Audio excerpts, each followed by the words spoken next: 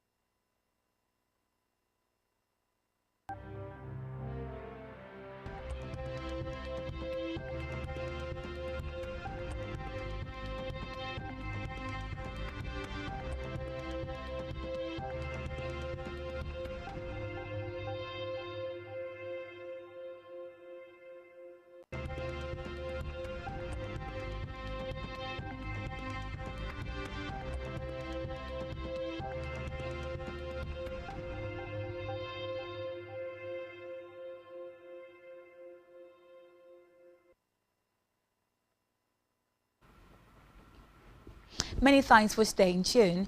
We begin Worldview today from the Asian Pacific region where Prime Minister Antonio Albanese said today Australia will recognize the Palestinian state at next month's United Nations General Assembly, a move that adds to international pressure on Israel after a similar announcement from France, Britain and Canada. Albanese told reporters in Canberra that recognition would be predicated on commitment Australia received from the Palestinian authorities, including that Islamist militant group Hamas will have no involvement in any future state. In the meantime, New Zealand Foreign Minister Winston Peters said today that New Zealand is considering recognition of a Palestinian state. According to him, Prime Minister Christopher Luxon's cabinet would make a formal decision in September and present the government's approach at the UN Leaders Week. Several countries, including Australia, Britain and Canada, have announced in recent weeks that they will recognize the Palestinian state at September's UN General Assembly. The government needed to weigh up whether sufficient progress were being made towards the Palestinian territories becoming a viable and legitimate state for New Zealand to grant recognition. In South Korea and Vietnam pledged deeper economy and strategic cooperation as the leaders held a summit today, with the countries seeking to leverage their business ties to navigate a challenging global trading environment. South Korean President Lee Jae-myung is hosting Vietnamese leader To Lam as his first state guest since taking office on June 4th and discussed promoting trade and investment in a Southeast Asian country. Lim, who is the Vietnamese Communist Party General Secretary, leads a delegation of industry, trade, foreign and technology ministers and senior parties and parliament members on a 4-day state visit. In North Korea has denounced a major joint exercise planned by the South Korean and U.S. militaries as direct military provocation and warned of counteraction despite signs of easing tension across the border under a new leader in Seoul. North Korea's defense minister No Kwang-chol said its military has an absolute mission to defend national security against the large-scale 11-day drills by South Korea and the United States, which he said pose a real and dangerous threat. No said in a statement issued today that the armed forces of the Democratic People's Republic of Korea, DPRK, will cope with the war drills of the U.S. and the South with thoroughgoing and resolute counteraction.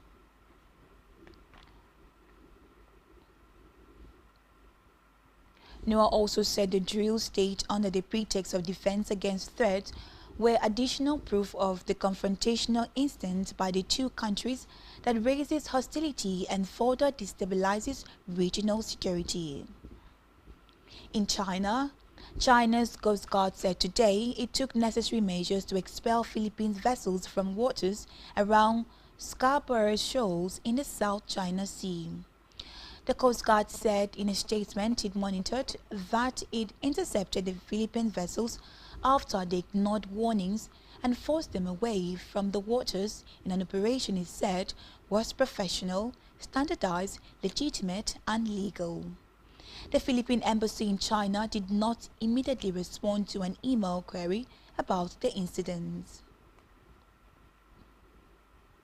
Still in the Asian Pacific region, Bangladesh is experiencing a surge in dengue cases and deaths, with health experts warning that August could bring an even more severe outbreak of the mosquito-borne disease if urgent action is not taken. Dengue has killed 101 people and infected 24,185 so far this year, official data showed, placing a severe strain on the country's already overstretched healthcare system. A sharp rise in fatalities has accompanied the spike in cases. 19 people have already died of dengue so far in August, following 41 deaths in July, more than double June's 19 fatalities. Health officials are urging people to use mosquito repellents, sleep under net, and eliminate stagnant waters where mosquitoes breed. Let's turn the spotlight now to the Gaza war scene, where UN ambassadors have condemned Israel's plans to take control of Gaza City, as Prime Minister Benjamin Netanyahu insisted it was the best way to end the war. During a press conference, the Israeli leader said the planned offensive would move fairly quickly and would free Gaza from Hamas. He also claimed Israeli hostages held in Gaza were the only ones being deliberately starved and denied Israel was starving Gazans.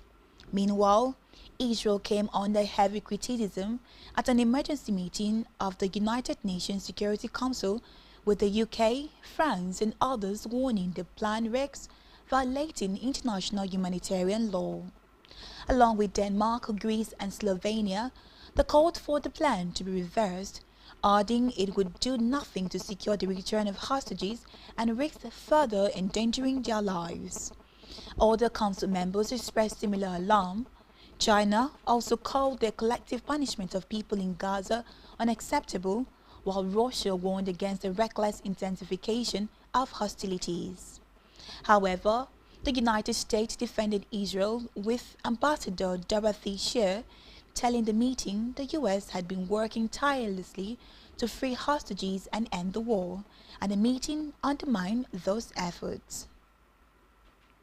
In the meantime, 5 Al Jazeera journalists, including prominent reporter Anas al-Sharif, have been killed in an Israeli strike near Gaza City's Al-Shifa hospital.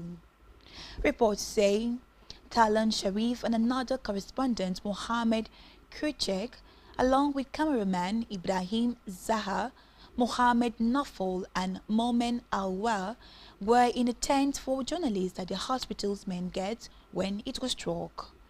The Israeli Defense Forces (IDF) confirmed it had targeted Anas al-Sharif, alleging that he had served as the head of a terrorist cell in Hamas. It also said he had advanced rocket attacks on Israel's civilians and IDF troops.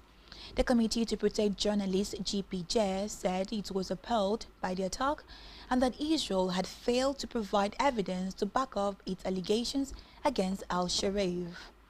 Al Jazeera's managing editor, Mohammed Motwad, told newsmen that al-Sharif was an accredited journalist who was the only voice for the world to know what was happening in the Gaza Strip. Still in the Middle East, Jordan is to host a meeting with U.S. and Syrian officials on Tuesday to discuss supporting the rebuilding of Syria after more than a decade of conflict and ouster of former leader Bashar al-Assad by an Islamic-led rebellion in December. Syrian Foreign Minister Assad al-Shabina, the U.S. envoy to Syria, Thomas Barak, will attend, Jordan's foreign ministry said in a statement. On Wednesday, Damascus signed 12 agreements worth $14 billion, including a $4 billion agreement with Qatar's UCC Holding to build a new airport and a $2 billion deal to establish a subway in the Syrian capital with the United Arab Emirates National Investments Corporation. Let's move now to Washington, D.C., where U.S. President Donald Trump has said homeless people must move out of Washington, D.C. as he vowed to tackle crime in the city. But the mayor pushed back against the White House likening the capital to Baghdad. Trump wrote on his social media site, Truth Social, on Sunday, and I quote, We will give you places to stay, but far from the capital. The criminals who don't have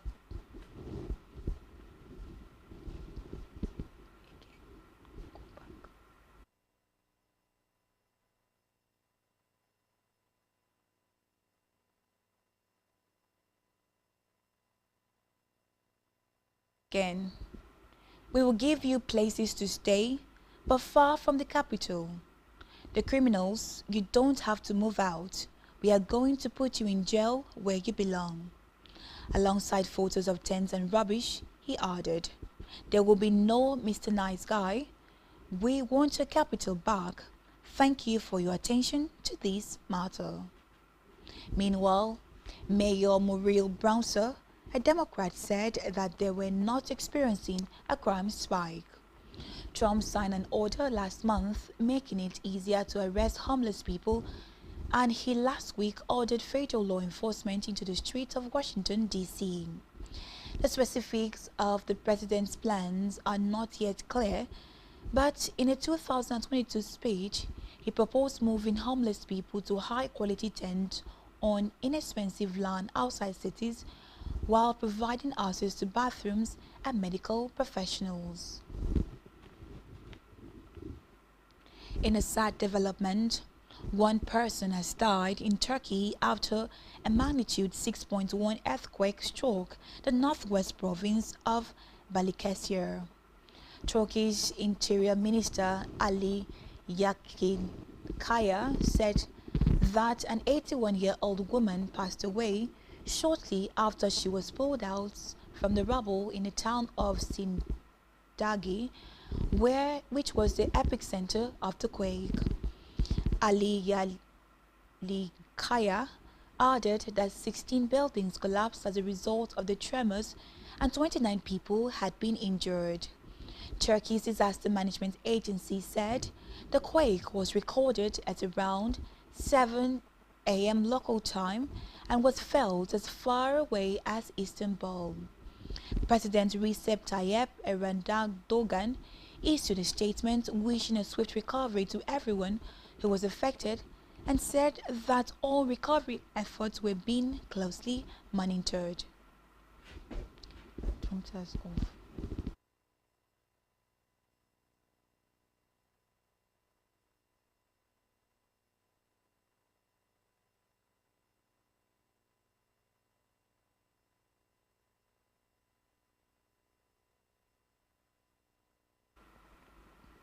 In a related development, Turkey police have said that a shooting at a nightclub in Ecuador killed 8 people and injured 3 others.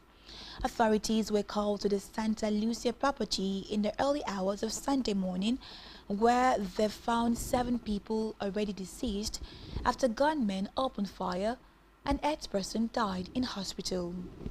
Police said the motive for the shooting remains unclear. Santa Lucia is a small town in the coastal province of Goiás, one of the 4 provinces currently under a state of emergency in an attempt to curb gang violence. The shooting is the latest in a spate of violent attack on Goiás, 9 people were shot dead in a poll hall on 19 July and another 17 were killed in a bar on 27 July. Ecuador's police Daniel Noba declared war on gang crime in January 2024, but violence has continued despite the increased military presence. Official figures state that 4,000 homicides were recorded between January and May 2025.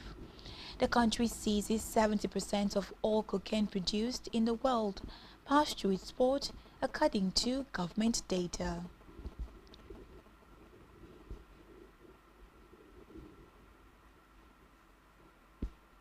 Still, still to come in the news. Ukraine's European allies say peace talks must include Kiev. Do stay joined to us for these and many more right after the breather.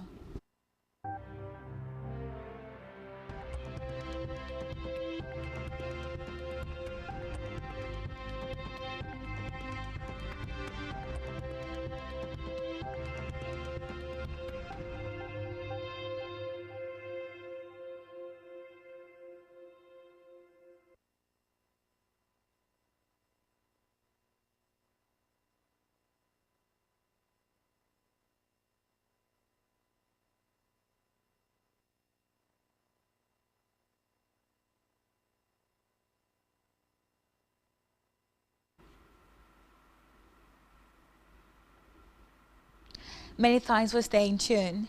Let's move now to Europe, where European allies have rallied behind Ukraine in a renewed surge of support, insisting that any peace talks with Russia must include Kiev. A joint statement issued by the leaders of the UK, France, Italy, Germany, Poland, Finland, and the European Commission came ahead of US President Donald Trump's meeting with his Russian counterpart Vladimir Putin in Alaska on Friday. A White House official has said that Trump is willing to hold a trilateral meeting, which would also include Ukrainian President Vladimir Zelensky, but for now, it remains a Trump-Putin summit as initially requested by the Russian leader. Zelensky has said any agreement without Kiev will amount to a dead decision. Trump has previously suggested that he would start by meeting only with Putin, telling reporters he planned to start off with Russia. Meanwhile, European Union Foreign Policy Chief Kaja Kallas said that any deal between Washington and Moscow to end the war in Ukraine must include Ukraine and the EU, adding that she will convene a meeting of European foreign ministers today to discuss the next steps. In the meantime, Russian air defense system downed 7 Ukrainian drones en route to Russia's capital overnight and early this morning. Moscow Mayor Sergei Sobyanin said on his Telegram app. Russian regional officials and the defense ministry said today that 3 people were killed in Ukrainian overnight drone attacks targeting the Tula and Nizhny Novgorod region as well as Moscow. Meanwhile, Russia's country's foreign affairs ministry has said that Russian strikes injured at least 12 in Ukraine's Zaporizhzhia region. Russia attacked Zaporizhzhia with guided aerial bombs, hitting residential areas, a bus station and a clinic, Ukraine's Ministry of Foreign Affairs said in a post on X. Lastly on Worldview today, a British backpacker pleads guilty to killing man while drunk on e-shooter earlier today. A British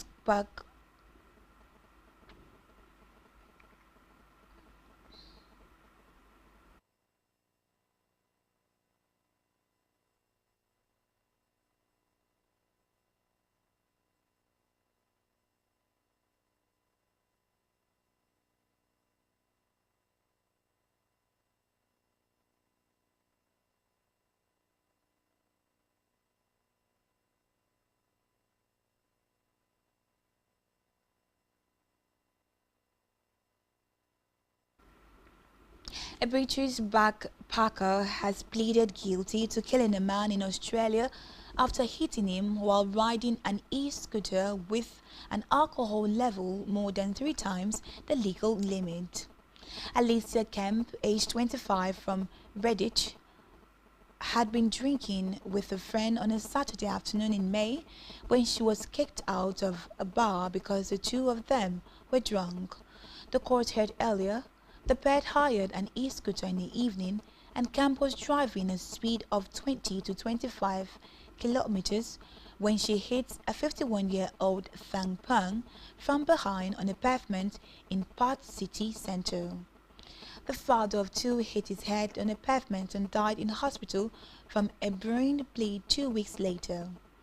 Kemp's passenger was also hurt in the crash, sustaining a fragile skull and broken nose, but her injuries were not life-threatening. In a Perth magistrate court today, Camp, appearing via video link, pleaded guilty to dangerous driving causing death while intoxicated. The charge carries a maximum 20 years prison term. And that's all we have for you on Worldview today. To ensure to follow us on social media, subscribe to our YouTube channel, all of which you can find on our website at spectrumtvlive.ng. I am Imogen James and you've been watching Worldview on Spectrum TV. Do enjoy the rest of your day and thank you for watching.